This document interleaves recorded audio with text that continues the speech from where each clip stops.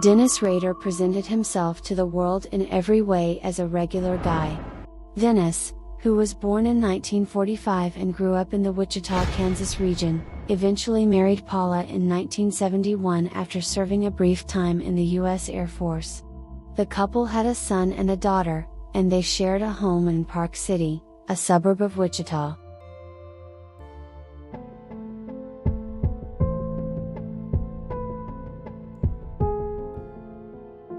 Dennis went on to work at ADT Security Services from 1974 to 1988 after receiving an associate degree in 1973. He later also received a bachelor's degree. He installed security alarms in nearby homes during this time.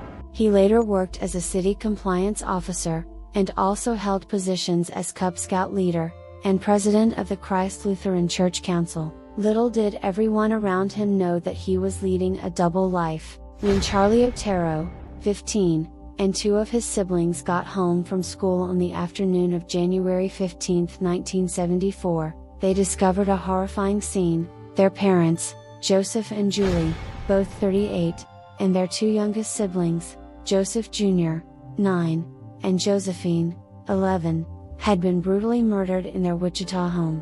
The murders rocked the small Kansas town, but the perpetrator wasn't found right away. However, in 1978, a letter was sent to Wichita's K news station in which the author claimed accountability for not only the murders of the Otero family but also the murders of Catherine Bright in 1974, Shirley Vian in 1977, and Nancy Fox in 1977.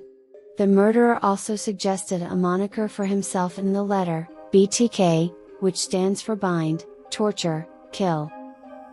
The BTK Killer continued his murderous spree in the years that followed, killing 3 more people: Maureen Hedge in 1985, Vicki Wegerle in 1986, and Dolores Davis in 1991.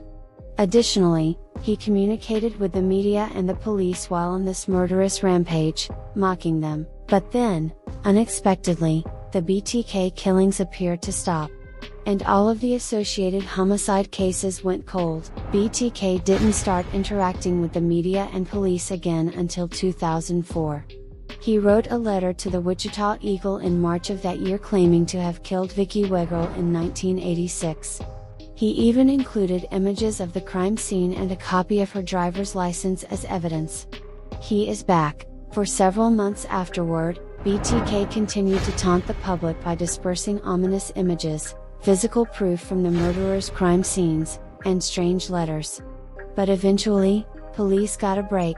In a letter from the beginning of 2005, BTK asked if he could send police a floppy disk so they could track it back to him.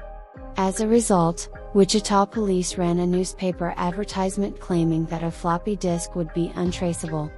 And thankfully, BTK took them seriously. The BTK murderer sent police a purple floppy disk containing instructions for further communication on February 16, 2005.